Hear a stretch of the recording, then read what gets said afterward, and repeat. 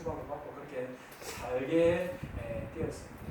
그러나 결국은 이 왕자가 되었던 이 거지가 이제 나중에 대관식 때 밝히잖아요. 그래가지고 다시 원래 자리로 돌아오게 됩니다. 원래 자리로 돌아오지만 거지로 돌아간 것은 아니고 그 왕자의 은혜로 이제 귀한 직분으로 그렇게 귀한 삶을 총계를 받는 그런 사람이 됩니다. 우리 속담에 사람 위에 사람 없고 사람 밑에 사람 없지. 그래서 사람은 또 평등하다는 거예요. 사람 위에 사람 없고 사람 아래 사람 없다. 그런 속담이 있긴 하지만 실제적으로 어떻습니까? 사람 위에 사람이 있습니까? 없습니까? 사람 위에도 사람이 있고 사람 밑에도 사람이 있고 이 세상은 똑같은 사람 하나님께서는 똑같이 사람을 지으셨지만은 똑같은 사람이 아니라 귀한 사람이 있고 착한 사람이 있고 이 신분의 격차가 뚜렷이 있는 것이 이 사회입니다. 특히 그 인도에 가면은 카스트 제도 이게 신분의 이게 계급 제도가 있어가지고 철저하게 그죠? 4가지 계급 제도가 있습니다. 제일 위에 그 계급이 브라만인데 이 4개 계급 귀족 계급이죠. 브라만 계급이 있고 그 밑에 두 번째가 무사 계급인데 크사트리아 무사 계급이 있고 그 밑에 평민 계급이 있습니다. 평민 계급이 있고 제일 하층 계급은 노예인데 수드라라는 이 4계급이 있습니다. 이 4계급 사이에는 엄격한 이게 구분이 되어 있어가지고 함부로 말도 못할 제대로 못해요. 그렇죠? 뚜들 맞아도 그냥 맞아도 손해를 봐도 어떻게 방위도 제대로 못하는 그런 계급 사회입니다. 그래서 또 결혼도 못하잖아요. 그죠? 결혼도 못해요. 직업도 함부로 마음대로 가질 수가 없어요. 아버지 직업 그대로 불러받아야 돼요. 그러다 보니까는 나만 노예가 아니고 내 자손까지 계속 노예가 되어 있고 나만 평민이 아니고 내가 평민이라면 자손 대대로 그냥 평민이 되어야 돼요. 근데 문제는 거기 보니까는 이 노예 계급인 그 수드라에도 들지 못하는 사람이 있다는 거예요.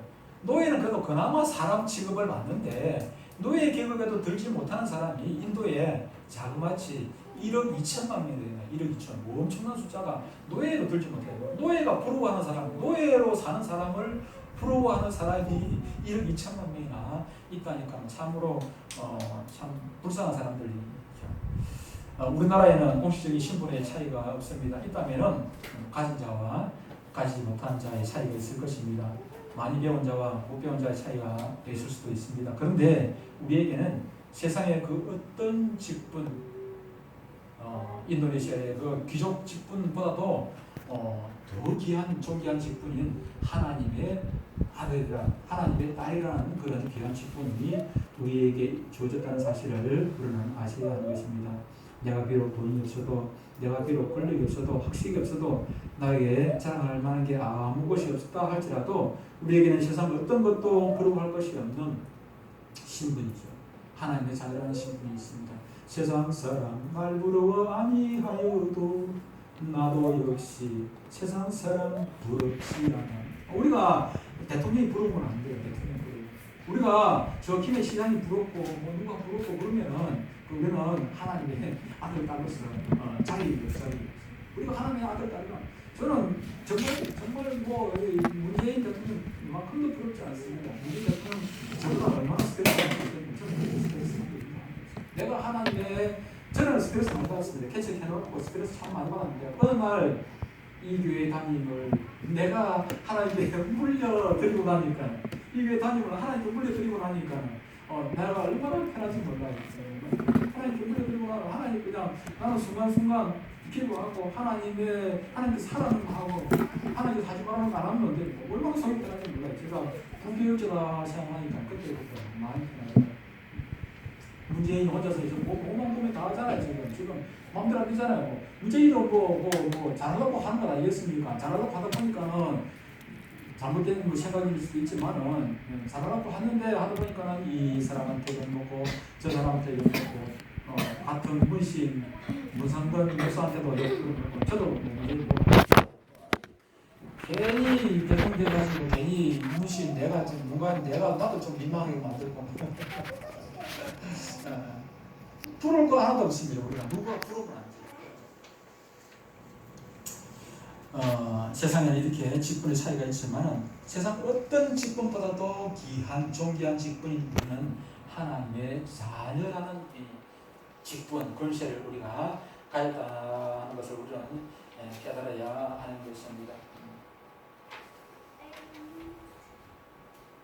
대개 우리는 그 생각지도 않은 귀한 것들을 얻고 나면은 우리는 깜짝 놀라게 되고 이게 진짜인지 가짜인지. 예를 들어 가지고 제가 우리 집 사람한테 한 몇백만 원짜리 반지를 사줬다. 그러면 우리 집 사람이 그걸 진짜인지 진짜라고 믿겠습니까? 제가 돈 없는 거 뻔히 아는데 몇백만 원짜리, 돈 천만 원짜리 반지를 하나 사줬다. 그러면 이거 어디서 주워봤어요? 아니면 그냥 몇천 원짜리, 몇천 원짜리 반지라고 생각할 수도 있지 않겠습니까? 진짜인지 가짜인지. 너무 무슨 얘기가 하면은 우리에게 하나님의 자녀라는 이 천지 만물의 주이신 하나님의 아들이 되었다는 것, 하나님의 딸이 되었다는 엄청난 신분이 우리에게 주어졌음에도 불구하고 우리가 그걸 실감을 못하는 거예요. 실감을 못하는 거. 실감을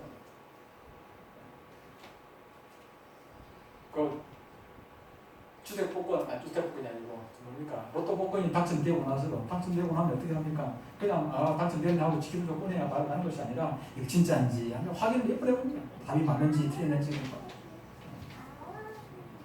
지금 만약에 김해 시장이 저한테 전화를 걸어가지고 아이고 통장 4년 동안 하신다고 고생 많이 하셨는데 그보다고 제가 해드릴 건 없고 제가 우리 시청 직원들 몽땅 데리고 이제부터 내동교회 출석하도록 하겠습니다. 예수 열심히 믿겠습니다. 내가 목사님 하는 거 보니까는 4년 동안 그 통장 열심히 하는 거 보니까는 정말 예수 믿어야 되겠다. 내가 결심을 했습니다. 우리 직원들 120명 데리고 전부 다 내가 내동교회 가겠습니다. 뭐 그런 소리를 한다면 기분은 좋겠지만 제가 긴가민가 기분가 집사 이미 마음이 엄청 좋아가지고 기분이 좋을 수도 있겠지만 그게 긴가민가 그렇게 할 수가 있겠죠. 이 천지 만물을 만드시고 이 천지 만물의 주인 되신 하나님께서 우리 아버지가 되신다 하는데도 근데 많은 사람들이 예수 믿고 하는데도 근데 그걸 실감을 못하고 하나님 앞에 맡기지를 못해요. 기도하지도 못하고 그러더라고 말이죠. 성경은 분명히 말씀합니다. 오늘 본문에 우리가 읽은 것처럼 요한복음 1장 12절에 예수 믿는 사람은 하나님의 자녀가 된다고 분명히 말씀을 했으니 영접하는 자, 곧 그 이름을 믿는 자들에게는 하나님의 자녀가 되는 권세를 주셨으니 예수 믿는 우리의 신분은 이 세상 그 어떤 신분과 비교가 되지 않는 존귀한 신분인 것입니다. 돈으로 살 수 없는 것이며 어떤 혈통으로나 그 어떤 돈을 주고 살 수 없고 그 무엇 가지고 살 수 없는 귀한 직분입니다. 하나님의 자녀가 되는 것이 이만큼 귀한데 그런데도 많은 사람들이 그걸 실감을 하지 못하고 예수 믿으라고 하면 안 믿으라고 심지어 예수 믿는 사람들까지도 실감을 하지 못하더라고 하는 것입니다. 그렇다면 우리에게 있어서 아버지는 어떤 존재인가 하는 것입니다. 아버지는 자녀를 첫 번째로 사랑합니다. 어느 부부가 자기 자식 사랑하지 않는 부부가 어디 있겠습니까?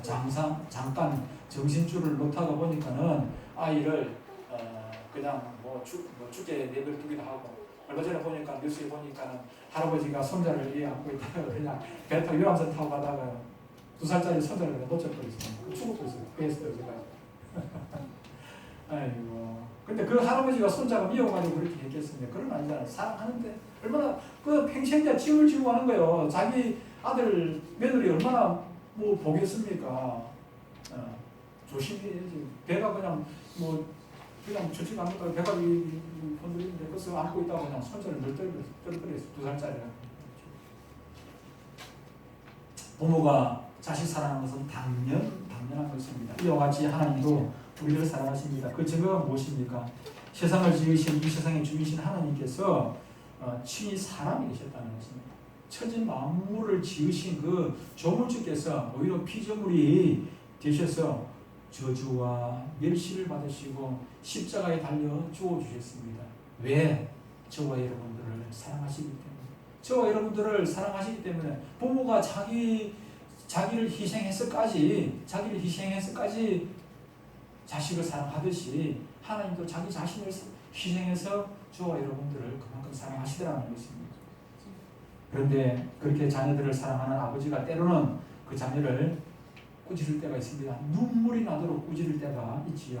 왜 그렇습니까? 아이들은 그럴 때 보면은 엄마 정말로 나 사랑하는 건 맞아. 우리 어릴 때 자꾸 농담을 한단 말이야. 저 다리 밑에서 주워 왔다, 어디서 주워 왔다. 그러면 그때는 이 농담으로 얘기해요. 그때는 농담으로 얘기해요. 우리 엄마가 나를 정말 주워 왔을까? 그건 거짓말이다, 거짓말. 그러다가 때리면 매를 때리고 혼을 내고 그러고 뭐 쫓아내고 말한다고 쫓아내고 이러면은 그러면 어떻게 합니까? 그때가 정말 주워 왔다 하더만 그게 진짜인가 봐. 그렇게 오해를 할 때가 때로는 있기도 해요. 왜 때립니까? 왜 눈물이 나도록 그렇게 때립니까? 사랑하기 때문입니다. 우리가 예수 믿는데 하나님께서 왜 동품 안 주고 뭐 건강 주고 뭐 주고 우리가 다 주면 좋을 텐데 왜 그렇게 하지 않습니까? 우리를 사랑하시기 때문입니다. 예를 들어가지고 저에게 뭐 기도하는데 왜 몇백 명 교회, 몇천 명 교회 왜 우리 대통령 그렇게 크게 부흥을 안 시켜주는 것입니까? 첫째는 다 여러 가지 이유가 있을 수 있습니다만 첫째는 저는 그렇게 생각해요. 첫째는 저한테 딱 맞다는 거죠. 제가 만약에 뭐 몇백 명, 몇천 명 교회 되면은 교회 다니게 되면은 저는 기고만장할 것 같아. 제가 엄청 교만할 것 같아. 하나님께서 저는 잘 모르지만 저는 안 그럴 것 같은데도 하나님은 아신단 말이에요. 하나님께서 저를 저보다 더 잘 아셔. 그래서 목사한테는 여기 딱 맞다. 더 몇천 명 되면은 저는 기고만장해가지고 하나님보다 지가 하나님 될 거예요. 목사 지가 하나님 노릇할 것 같으니까는 하나님께서 이렇게 자그마한 교회에 그냥 버려두시는 거 아닐까 그런 생각을 해요. 그렇다고 제가 포기하는 건 아니에요. 저도 안 하고 막 가만히 그냥 있는 건 아닌데 제가 최선을 다하지만 하나님 보실 때는 이게 저한테 딱 맞다고 보시기 때문에 이렇게 하는 건 아니라 그런 생각을 하기도 합니다. 어쨌든 그렇습니다. 하나님은 제가 미워가지고 여러분들이 미워가지고 그런 것이 아니라 여러분들의 지금 행생을 지금 요 모양 요걸로 그냥 두시는 것은 우리 집사람 지금 병원에 입원해가지고 저렇게 있는 것도 그것도 하나님께서 사랑하시기 때문에 그렇게 합니다. 저를 사랑하시고 여러분들을 사랑하시고 또 우리 집사람을 사랑하시고 그래서 우리는 그 이유를 자신을 알지 못하면 단 한 가지는 사랑한다는 것은 틀림없다는 사실이죠. 우리를 사랑하시는 하나님께서도 우리가 하나님 말씀대로 살지 않을 경우 때로는 우리를 힘들게 하고 때로는 우리의 삶에 고통을 주어서 우리가 어그러진 삶에서 돌이키고 하나님의 사랑을 회복하도록 하기 위해서 그렇게 하신다는 것입니다. 잠언 3장 12절에 대제 여호와께서 그 사랑하시는 자를 징계하시기를 마치 아비가 그 기뻐하는 아들을 징계함같이 하느니라 그렇게 말씀을 하고 있습니다. 아버지가 아들을 왜 징계합니까? 사랑하기 때문입니다. 길 가다가 나쁜 아이들을 제가 봤습니다. 예를 들어가지고 그냥 크게 나쁜 아이인데 친구끼리 욕을 하고 그렇게 하더라. 그러면 제가 일일이 길을 잡아당기면서 그냥 뭐라 하고 제가 징계를 하고 공개를 하고 그렇게 합니까? 그렇게 하지 않습니다. 왜? 내 자녀가 아니기 때문에. 옛날에 젊을 때는 그렇게 했습니다. 젊을 때는 그렇게 하다가 달라드니까 저 대책이 없더라고요. 젊다더라고 제가 싸울 게입니까? 소리입니까? 대책이 없어요. 그런데 우리의 예언이가 예찬이가 주은이가 우리 아들 딸이 나쁜 짓 하고 다니면 제가 그냥 모른 척하고 내버려 두겠습니까? 왜? 내 자녀니까 내 손자니까. 하나님도 마찬가지입니다. 하나님도 우리의 아버지가 되시기 때문에 우리를 간섭하신다는 사실을 우리는 기억을 해야 됩니다. 우리가 때로는 어렵고 힘들고 어떤 일이 있다 할지라도 그래도 이유 없이 어려움을 당한다 할지라도 이유를 내가 모를 뿐이지 없는 건 아니거든요. 그래서 그럴 때도 어떡합니까? 감사해요. 범사에 감사하는 이유가 거기 있는 것이죠. 누가복음 15장에는 유명한 말씀이 있죠. 탕자 비유가 있습니다. 11절 이하에 보면은 탕자 비유 쭉 나와 있는데 두 아들이 있죠, 그죠? 두 아들이 있었는데 아버지가 뻔히 살아 있는데도 불구하고 작은 아들이 자기에게 돌아올 유산을 미리 달라는 것입니다. 그 아버지가 성경에는 자세히는 안 나와 있습니다만 쉽게는 주지 않았을 것 같기는 한데 어쨌든 그 아버지가 아들의 청을 그냥 들어줍니다. 재산을 절반 뚝살아가지고 작은 아들에게 주지요. 아버지가 그 작은 아들이 그거 가져가가지고 제대로 관리 못할 줄 왜 몰랐겠습니까? 뻔히 안 간 말이에요. 그 뻔히 안다는 것은 마지막에 아들이 돌아올 때 저 마을 어디까지 나와가지고 이렇게 기다리고 있는 모습을 보면은 아들이 돌아올 걸 다 탕진하고 돌아올 걸 뻔히 알면서도 재산을 나눠줘요. 근데 그 아들이 아버지의 그 예산처럼 가져 나가가지고 그냥 허랑방탕에 다 술집에 가가지고 다 허랑방탕 다 써버리고 그리고 알거지가 되지요. 그리고 먹을 것이 없으니까는 뭐 돼지치는 농장에 가가지고 돼지를 치는데도 그래도 제대로 배를 채울 수가 없어. 지원전으로도 배를 채울 수가 없어가지고 그때 깨닫는 거야. 깨닫고 뭐라고 얘기합니까? 내 아버지는 풍꾼들 지금 배불리고 지금 그렇게 먹고 있는데 잘 살고 있는데 나는 좀 여기서 죽여주는구나 지금. 이래 안 되겠다. 내가 아버지 집에 돌아가야겠다. 아버지 집에 돌아가가지고 이제부터는 아버지의 아들을 하지 아니하고 아버지 집에 이제 품꾼으로 좀 여기달라고 그렇게 아버지한테 가서 부탁을 해야지 이런 결심을 하고 아버지한테 돌아갑니다. 돌아가는데 어떻게 합니까? 아버지가 이미 저 마을까지 나와가지고 아들을 보고 좀 기다립니다. 아버지하고 막 부르는데 아버지 내가 이렇게 이제부터는 아버지 아들로 안 하고 이제는 일꾼으로 써주십시오. 아버지가 뭐라고 얘기합니까? 알았다 이제부터. 그런 대답도 없어요. 옳다 같다 뭐 말도 없이 그냥 그냥 끌어안고 손에 반지를 끼워주고 새 신발 신겨주고 옷도 목욕시키고 잔치를 베풀어주고 뭐 했다고 잔치 베풀어줍니까? 뭐 했다고? 뭐 잘한 게 있다고? 아들이니까 자기 자손 다 탐진하고 그렇게 개망만이가지고 그렇게 살다가 돌아온 아들인데 뺨 한 채를 안 때리고 오히려 잔치까지 베풀어줘요. 아들이기 때문에. 제 모습이 그랬더니 제 모습도 뭐 탐지하고 다른 게 하나도 없어요. 제가 하나 약간 뭐 잘한 게 있다고. 그런데 하나님의 아들이기 때문에 여기까지. 제가 기도할 때 잘 쓰는 용어가 다른 하나 있습니다. 염치가 없다는 소리 잘해요. 뭐 하나님 앞에 기도하려고 보면 참 염치가 없어요. 목사가 돼가지고 참으로 염치가 없어요. 그래서 제가 기도하다가 그런 기도를 잘해요. 하나님 염치 없습니다. 염치가 없지만 그래도 주십시오. 왜요? 내가 염치 없지만 하나님 앞에 달라고 하는 것은 하나님은 우리의 아버지이기 때문에 염치 불구하고 기도하는 거예요. 염치 불구하고. 여러분들이 무슨 뭐 기도할 만한 자격이 있어서 하나님 앞에 기도합니까? 염치 불구하고 기도할 수 있는 것은 우리가 하나님의 자녀라는 사실 때문이라는 사실입니다.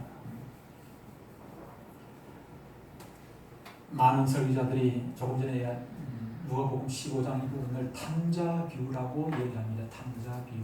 그러나 사실은 탐자 비유가 아니라 여기서 말하고자 하는 것은 끝까지 참고 기다리시고 아들을 안아주는 아버지, 사랑 많으신 아버지 얘기죠. 우리 육신 아버지는 주고 싶어도 줄 것이 없어서 못 주기도 합니다. 우리 딸이 여러분 알다시피 지금 새로 사업을 시작을 하는데 돈이 없지요. 돈이 제대로 없어요. 돈이 없어가지고 예를 들면은 아빠 걱정하지 말라 하지만 내가 돈이 알잖아요. 그럼 마음 같아서는 그냥 매달 푹 주고 싶지? 그냥 툭 주고 싶죠. 근데 줄 게 없잖아. 하나님 어떻습니까? 하나님은 주고 싶은데 줄 게 없어가지고 애를 애타는 그런 분이십니까? 전혀 이 천지 만물이 다 하나님 것입니까? 하나님은 마음만 먹으면 뭐든지 예를 들면은 꼭 필요하다면은 하나님께서 저를 한국 대통령도 아니라 미국 대통령들 모시겠습니까? 하나님은 마음만 먹으면 미국 대통령도 저를 시킬 수도 있어요. 하나님 못하신 거죠. 바람도 그냥 꾸짖어가지고 예수님 마가복음 4장에 그거 보니까는 제자들하고 예수님 배를 타고 가는데 배를 타고 예수님 골골 주무셔요. 고물 밑에서 골골 주무시는데 제자들은 열심히 노를 쳐 가는데 바람이 불어가지고 지금 배가 뒤집히기 직전이야. 주님 우리가 죽게 되는 것을 그냥 보고 계십니까? 우리가 깨우니까 이들이는 자들아. 그러면서 예수님께서 뭐랍니까? 바람을 꾸짖어서 잠잠케 하셨다 하니까 바람을 꾸짖어가지고 잠잠케 하시는 분입니다. 누가? 예수님께서, 우리 하나님께서 천지 만물을 만드시는 바람도 예수님께서 하나님께서 만드셨단 말이에요. 그런 분이 못할 게 뭐가 있겠습니까? 기도하시기 바랍니다. 믿고 의식하시기 바랍니다. 단 한 가지 더 중요한 것이 하나 있습니다. 더 중요한 것은 한 가지는 하나님의 자녀라면은 하나님의 자녀답게 살아야 된다는 것입니다. 이것이 결론이 뭐예요? 사귐이 무엇입니까? 사귐은 하나님의 이름을 맡는 때에 이끌지 말라는 것, 부르지 말라는 것입니다. 하나님의 이름에 흠이 가도록 해서는 안 된다고 말입니다. 저와 여러분들이 하나님의 자녀라면은, 우리가 하나님의 자녀가 되어가지고 하나님의 자녀답게 살지 못한다면은 누가 욕을 먹습니까? 하나님께서 욕을 먹단 말이에요. 우리 아들이, 우리 딸이 욕 먹고 다니면은 제 아버지가 합니다. 저와 여러분들이 하나님의 자녀가 돼가지고 하나님 자녀도 바로 해야 되는 거예요. 왜 사람들이 기독교를 하냐고, 개독교라고 이상한 소리를 합니까? 괜히 나온 소리가 아니라 예수 믿는 사람들이, 특히 저 지도자들이 제대로 못하니까는 오히려 예수 안 믿는 사람들보다 더 못하니까는 개보다 못하다고 그런 비유를 쓰는 것 아니고 비속어를 쓰는 것 아니겠습니까? 저 여러분들은 하나님께 영광 돌려야 됩니다. 우리가 하나님의 자녀라면은 아버지의 이름을 빛내야 되지 않겠습니까? 빛내야 되지 않겠습니까? 먹든지 마시든지 무엇을 하든지 하나님의 자녀는 하나님의 영광을 살아야 한다는 사실을 꼭 기억하시고 하나님의 이름을 빛을 내는 하나님의 자녀가 다 되시기를 주의 이름으로 축복합니다. 기도하겠습니다.